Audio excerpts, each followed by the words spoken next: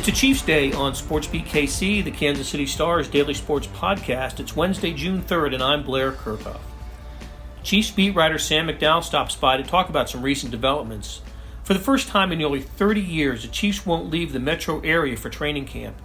In the COVID world, the NFL has ordered all teams to conduct camp at their facilities, and that means no St. Joseph or Missouri Western State University for the Chiefs this summer. That's been the team's training camp home since 2010. The 2 decades before that, it was at River Falls, Wisconsin, and before that, up at William Jewell in Liberty. Sam and I talk about what coming home means for the Chiefs. Later, we'll get into some comments made by Chiefs players on social media during this week of racial injustice protests around the nation. After a break, we're going to hear from new Chiefs assistant coach Andy Hill, who will be working with the special teams. Hill was a longtime Mizzou assistant and is preparing for his first season in the NFL. In a Zoom call with reporters last week, Hill discussed the transition from college to the pros and what appeals to him about football at the professional level. So let's get started with Sam McDowell. Sam, how you doing? I'm doing great. Hey, great talking to you. Herbie Teope usually would be with us talking Chiefs, but he's loafing today at his home. No, he's got a house issue he's got to deal with. But happy to have Sam here. How you been doing, man? I've been doing really well. I think the quarantine is a little bit easier on us sports writers who spend a lot of time at home anyway, right? It is. It did. We would be. Of course, we would be covering Royals now. Sure. There'd be OTAs, of course, for the Chiefs. I can't even remember what stage we would be in right now here in the first week of June. Maybe the full OTA. Yeah, end of phase 3 for the full OTAs. Yep. But the NFL ruled that, or at least announced that there would not be any team activities until training camp.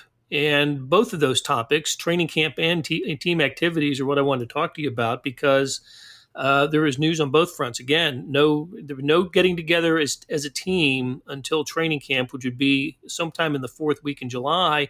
And as we know now, no training camp away from the team facility. Now, that doesn't impact a majority of the NFL teams, but for 10 to a dozen NFL teams, it does have an impact. And one of those teams is the Kansas City Chiefs.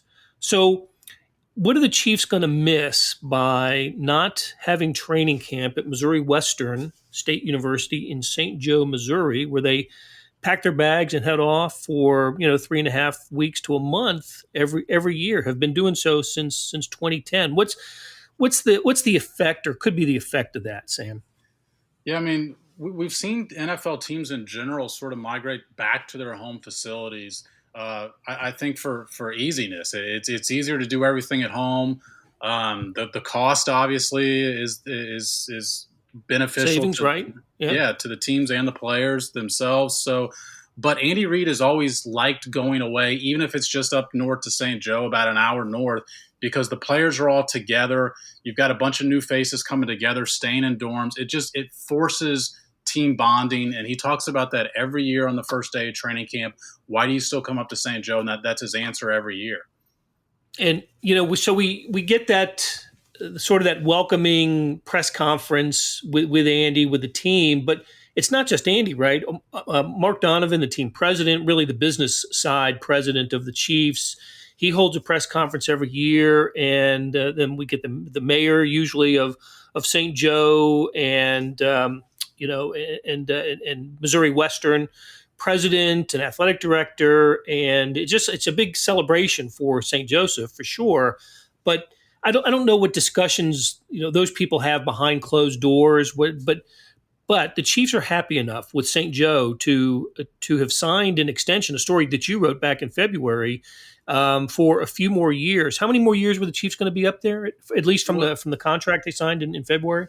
Yeah, it's supposed to be this year and next year, but then there was a 2-year option that seems, I mean, if you throw an option on a contract like that, it seemed likely that would be picked up. And there was supposed to be some renovations this year. That was part of the agreement, including some extra seating and stands, because I think that we all anticipate the demand for tickets and people getting in to watch this team was going to be much greater coming off of a Super Bowl year. And now We don't know this for certain, but I think you and I and Herbie and everybody else here anticipates that it's much less likely that the fans will be involved in this at all. Yeah,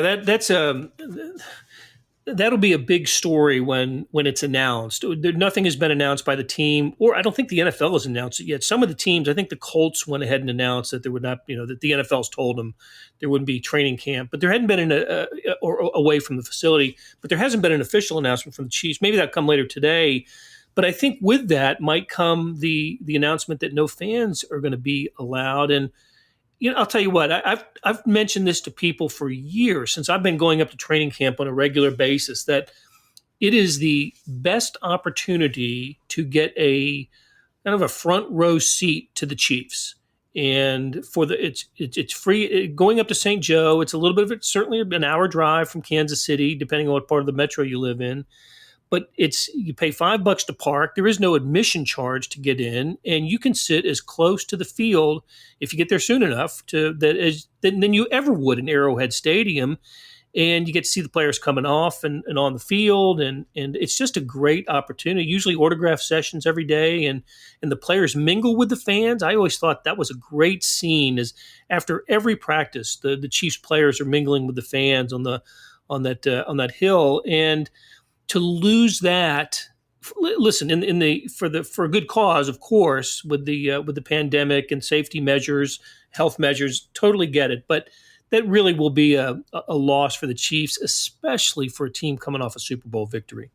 Yeah, I think that we all have stories as kids from what we remember our interaction with athletes and the people we sort of idolized growing up. And for me, going to spring training was absolutely one of the things that I adored. I went one year, I think I was 12 years old, and it was just awesome.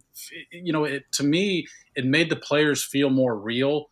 When you watched them on TV to that point, they sort of felt almost fictionalized a little bit. And I think that, like you mentioned, for me, it's the kids that aren't going to get to interact, because there is just such an intimate feeling when you're out at training camp of, these guys are right there. You can look right across the field, 10 yards away. There's Patrick Mahomes standing. He'll come over and sign autographs on certain days. And it absolutely is going to be a loss for all the fans. But I think just especially the kids that are really starting to get into football.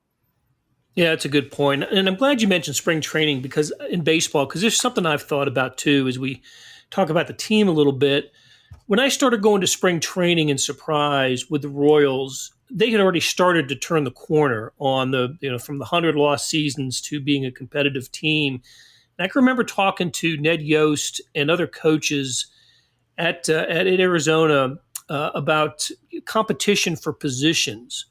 And Ned told me once, and I guess I never realized this, but it seems obvious now, that you don't want to come to spring training with a lot of competitions. You want to come with a team that you feel pretty good about and confident about.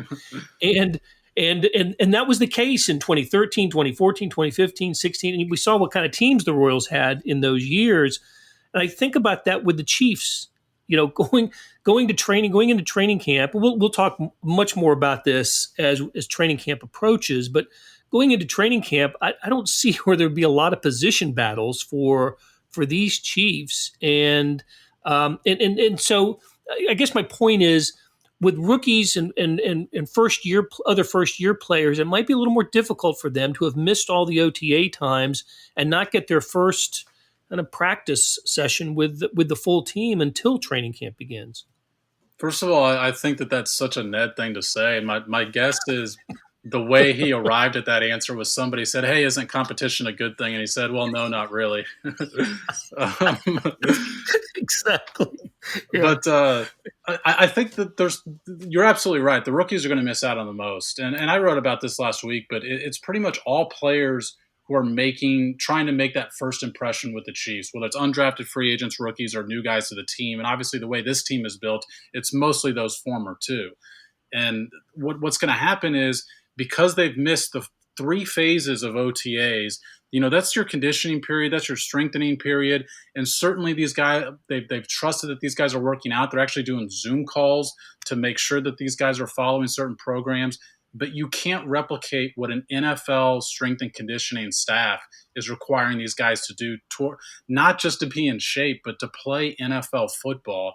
And because of that, you're going to have some sort of ramp-up period in training camp that you don't usually have.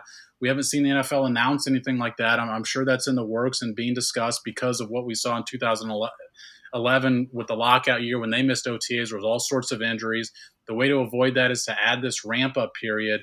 But still, I think a rookie or an undrafted free agent is going to be inclined to push himself to prove himself. And I don't know how much, whether if they have an extra ramp-up period, if that cuts into their time to be able to do that. But there's just so many factors that are unknown right now. But I think all of them are kind of working against those first-year players. Yeah. Also unknown is the dates. We don't have the dates for training camp yet. Right. Like I said, it traditionally starts the fourth week in July, and an extra week early for the teams that are playing in the Hall of Fame game in Canton, and the Chiefs aren't in that game. So sometime in after the third week of July, I expect we'll get some dates here probably in the next week or two, because I was going to say people need to plan, but people don't need to plan because they're likely not going to be there. But we need to plan, right? I mean, that's we need to know when. Release it for our sake. Release it for our sake. The other thing we'll miss by missing those 3 weeks in St. Joe, we don't know how the media is going to cover training camp. But one thing we've always been able to do is we cover every practice, and sometimes the training camp stars reveal themselves. People like Frankie Hammond Jr. I'll never forget the wide receiver who was a training camp hero. And I don't know if you were there the year that C.J. Spiller, the veteran that the Chiefs signed, had a couple of great plays in training camp. Everybody was so excited about him, and he didn't make the team. But there's always a guy or two in training camp that you fall in love with and think, it gets you through a day of writing, right, and reporting. But ultimately, they don't make the team. Hey, so Sam, before we stop, I wanted to talk to you a little bit about what we've seen from Chiefs players in the protests that are going around the country this week for racial injustice and racism. The Chiefs are not having media availability this week. It's the first week in several that we will not have heard from a Chiefs player or coach, and I suspect the sort of the moment is responsible for that. But Chiefs have expressed themselves on social media. What have you seen from some of the Chiefs on social media?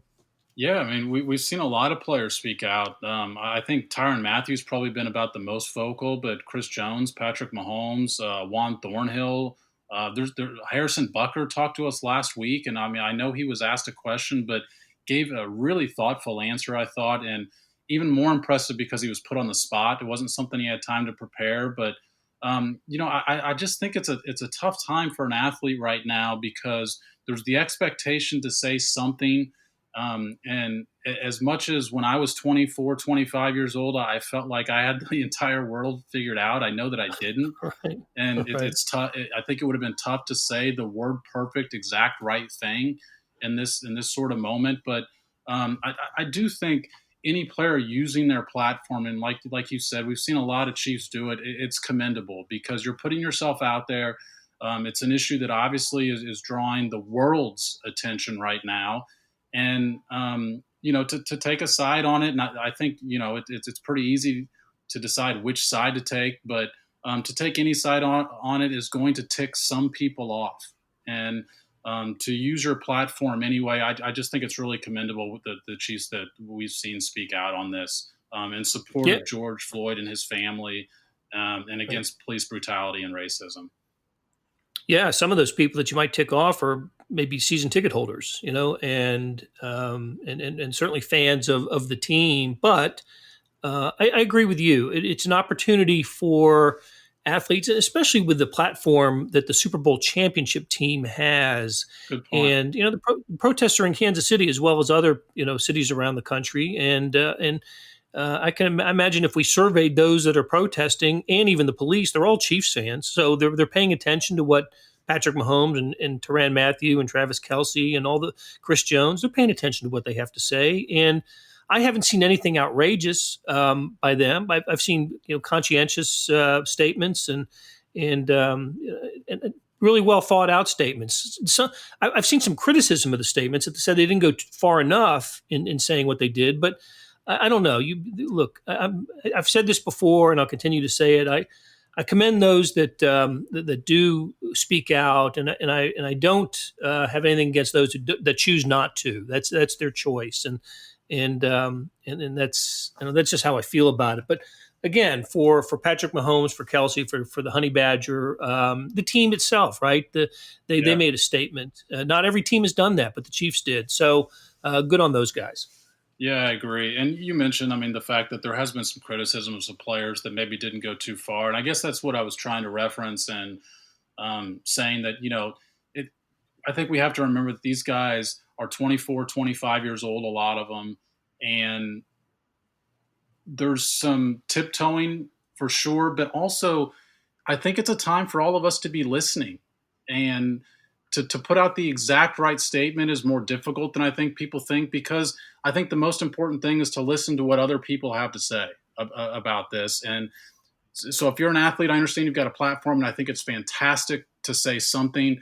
And I don't think we should be criticizing that maybe the statement didn't go quite far enough when it's clearly in support of those peaceful protests and clearly against the things like racism and police brutality. I don't think we need to be absolutely word perfect on our critiques of what the athletes are saying.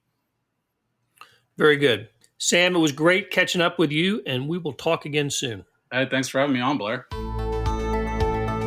Hey, it's Blair. We have a special subscription offer for SportsBeat KC listeners, unlimited digital access to the Kansas City Stars award-winning sports coverage. Sign up now for 1 year of Sports Pass for access to all the sports news, features, and columns presented on the kansascity.com site, and it's only $30. That's a 40% savings off our regular rate. Your subscription will automatically renew after the initial term at $50 unless you tell us to cancel. Your subscription helps support the sports coverage of kansascity.com and the Kansas City Star, and that support has never been more important. Please visit kansascity.com/SportsBeatKC offer to get this special offer. And as always, thanks for listening. Vahe, how you doing? I'm good. Good to see you. Hey, I thought I'd just ask you a quick sort of historical question. Does Trenton lean Chiefs? Were you a Chiefs fan growing up? And how did that 1985 camp go?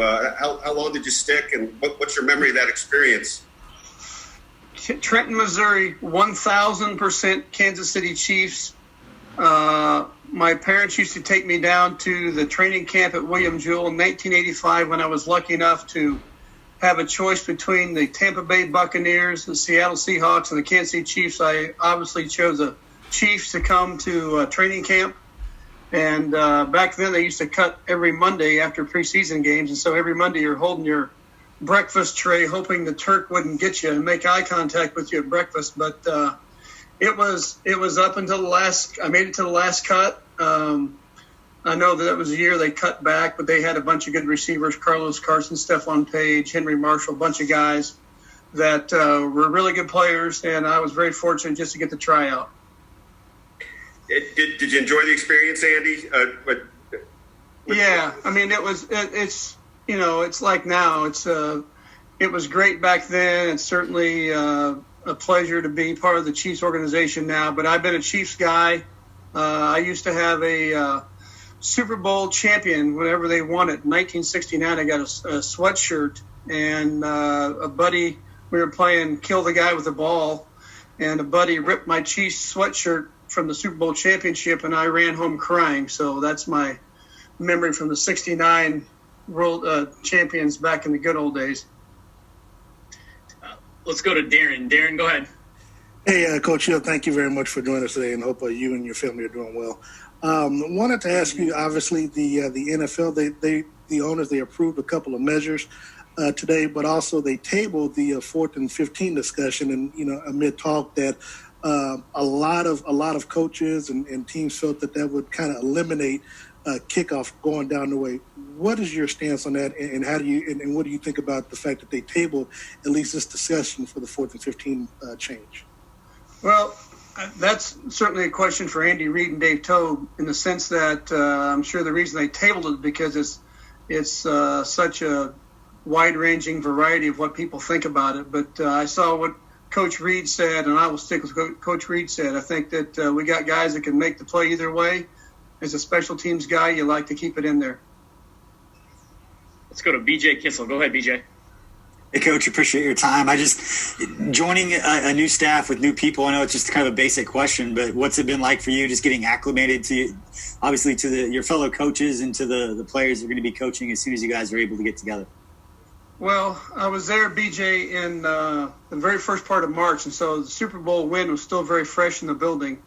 And the positive mojo and the positive vibes from all the Chiefs, not just the coaches, but all the personnel in the entire building, was something that really was phenomenal for me, and certainly a breath of fresh air, and something that we can, if you can keep that chemistry going and all the positive vibes going, it's really special. Let's go to Matt Derrick. Go ahead, Matt. Hey, Coach. Welcome to Kansas City. Good to have you here. Thank you, Matt. You and Dave Tobe go back a long ways. I'm just interested in just, how's that friendship been for you over the years? What's it meant to you? And do you have any good Dave Tobe stories from back in your old days? Well, I'm in my basement right now, and Dave Tobe, before he got hired by Andy Reid in Philadelphia, was finishing up my basement. And if you ask about half the people in Columbia, Missouri, if you have a house addition or a basement finish, Dave Tobe was probably doing that at the time he was here. But yeah, Dave and I have kept in great touch. When he was lucky enough to get into the NFL with Coach Reid back in Philadelphia. I didn't ever go out to Philadelphia, but when he got hired at Chicago Bears back early in the 2000s, I went up several times to visit him and all their other coaches, because I was coaching some special teams at the time, but also mostly wide receiver, but different positions. So I would go with the Bears, and then been very fortunate the last couple of years when he's been with the Chiefs in Kansas City. I recruit Kansas City for the Missouri Tigers back then, and I would stop by practice when this time of year, actually, after Memorial Day, when they were in phase 3 of OTAs, and I had a chance to go by a practice or two the last couple of years. We had always Jeremy Macklin and Chase Daniel and Mitch Morris and some guys, and so it was very fortunate to get in there and see them, and that's been our relationship's been pretty much the same the entire time. Let's go to Herbie. Go ahead, Herbie. Hey, Coach, appreciate you taking your time to chat with us here. Obviously, it's a fascinating time or an interesting time, but like when you got two new punters coming in here right now with Newsome and Townsend, what's your evaluation of them so far from what you've seen of the tape that they've been able to send you guys from their workouts? Really, there's not much. Both those guys had great college careers, and with not being on the field at all during the OTAs this part of May and June, we know it's going to be decided in the fall. And then we go to fall camp and the preseason games. Those guys will be head-to-head and get equal opportunity, but they both have had great college careers, and we feel like both guys have a legitimate shot to be the punter for the Chiefs. Okay, let's go to Nick Jacobs. I believe that's you, Nick, at KSHP. Go ahead. Yeah, hey, Andy, for you, how would you describe yourself as a coach? And then on top of it, what's the biggest lesson you've learned in your coaching career? Nick, I'd like to think that I'm detailed, player-oriented coach that, even though I'm getting older and, have, a few gray hairs in my head, but I think that I'm a player's guy for sure. I feel like that the biggest lesson I've learned is it's really about the players, and it used to be about recruiting in the college game, and now to the NFL, it's really about the guys that you have on the field. And with the group of guys we have coming back in Kansas City, it's sure special to be a part of that. Okay, let's go to Todd Lebo. Go ahead, Todd. Hey, Coach. Lebo. How you doing, buddy? Great. Congratulations, number one. Thank you. First, how was Coach Tobe's work in your basement? Everything still standing? So far, so good. Not bad. Hey, you did a lot of offensive work when you were at Mizzou and just became a special teams coordinator recently. What's that learning curve like been for you in special teams? I know you guys do a lot of stuff early on, especially in college coaching because of the number of coaches. But what's it been like for you to learn this new stuff? Yeah. I was really fortunate to be involved, like with Coach Pinkel. Everybody had the special team, so I was really focused on the punt team for like 15 years. And I was also involved with kickoff return with Larry Smith and Gary Pinkel. And I've been involved with a lot of special teams over time. And in the last 2 years, I was just special teams only. So the biggest transition really is going to be the rule changes and how you deal with in the gunners going out of bounds, and certainly the kickoff rules have changed with the setting of the guys up front. So just really, to me, the adjustment is going to be the rule changes and trying to, the evaluation of talent as you get into fall camp. Let's go to Sam McDowell. Go ahead, Sam. Hey, Coach. Can you hear me? David, we talked to him last week that in the conversation about you getting this job, he said you're going to have to do a lot of the BS work. I'm just wondering what still persuaded you to want to do this? The Super Bowl champion Kansas City Chiefs, and the fact that, again, we are Chiefs fans. My daughter got married last Friday night, so we're done with that, which is great. And her fiance, now her husband, is a Chiefs season ticket holder. So we're Chiefs all the way around. And I had some opportunities to stay at Mizzou outside the coaching realm here. But it was such a great opportunity. I felt like that, I've talked about trying to get into the NFL for a few years. And although this is as he called it, a lower level position, and I'll be doing some stuff that I've had guys do stuff for me in the last couple of years. But the truth is, it's such a great opportunity to work with Andy Reid and Dave Tobe and, Eric Bieniemy and Steve Spagnuolo. Those guys are just special people and special coaches. And we got number 15. So let's go to work. All right, guys, we got two hands up left. So let's go with Blair first, and we'll close out with Bahe. Go ahead, Blair. Eddie, congratulations, and especially on Friday night. That's terrific, the wedding. Thanks, I think you've answered this in bits and pieces, but I just want to generally ask you what the appeal is of the NFL level versus the college level. Well, I can't tell you. When it came out, I was in Kansas City for 3 or 4 days, kind of going to work, and then it came out that I was, hired by the Chiefs on a Friday afternoon, and I was driving back to Columbia from 3:30 in the afternoon until about midnight. I had my Missouri phone and I had my personal phone, and I answered phone calls and text messages and up until midnight. And it's just this, growing up a Chiefs fan, growing up around the state of Missouri, and having a chance to work with not only the Super Bowl champion, but Andy Reid and the kind of person he is, and Dave Tobe is a friend of mine at the top level of the profession. I just felt like it was something we could not pass up, and we talked it over as a family.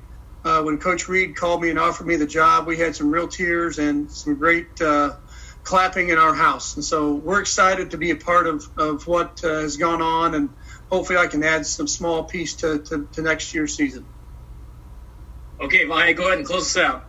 Hey, Andy, kind of a two-parter. One is you had some experience at Arrowhead before, and I just wonder what you remember most about that night in 2007. And the other thing is, too, just it's been most of 30 of the last 40 years or something you've been at Missouri. How difficult, strange is it to just go to a new locale and change your employer? Well, I'll answer the 2007 question. It was, I would say if people ask me my greatest memory of being a coach at Missouri or even playing at Missouri would be that game against the team to the west. But whoever won that game was going to be ranked number one and have a chance to play for the national championship. So it was very special with a special group of coaches and players at that time at Mizzou. It's a great memory, obviously, and we were fortunate enough to be. My family, my daughter, and my son, we were fortunate enough to be at the AFC Championship game this year when they held up the Lamar Hunt Trophy. And usually we leave out early. Even the World Series games, we try to leave like midway through the ninth inning to beat the traffic. We wanted to see Clark Hunt raise up the trophy that night in Arrowhead. So it's pretty special. And I think that, it's unique that I was very fortunate to live and be in a place for one spot for a long time at Mizzou, and it's been very good for my family to do that. And I think that, it's pretty easy to move on when there's a different focus on the draft, different focus on the players, trying to learn the NFL rules, and also try to get caught up on the teams we're playing. Dave Tobe has great knowledge of the Los Angeles Chargers and the Houston Texans and the teams we're playing early, and I'm trying to get caught up doing that. So I've been pretty busy, and even though I'm working from home, my heart's over there in Kansas City. I'm looking forward to get to going in the fall. That'll do it for today. Thanks to our production staff of Derek Donovan, Savannah Smith, Randy Mason, Beth Welsh, Jeff Rosen, and Chris Fickett. Tip of the cap to Sam McDowell for joining me today to talk Chiefs. Links to the stories about the Chiefs can be found in the show notes and always on the Red Zone Extra app. Hey, earlier in the episode, you heard me talk about the Sports Pass offer. It still stands, still a good one, $30 for a year's worth of sports coverage, and that includes Sports Extra on the e-edition. There's an additional 20 or so pages of national sports coverage today. Here's an even better offer. Buy the entire Kansas City Star product. Sports, news, features, commentary, and analysis, the whole thing. You get all the stories written by my talented colleagues, and they're doing a heck of a job this week covering the protests in Kansas City. So you get all their work, plus additional news, sports, and business coverage. The details can be found at account.kansascity.com/subscribe. That's account.kansascity.com/subscribe. Whether it's the Sports Pass or the full subscription, you're getting and supporting the best sports and news coverage in Kansas City and helping us produce programs like SportsBeat KC. Thanks for listening, and we'll talk to you again on Thursday.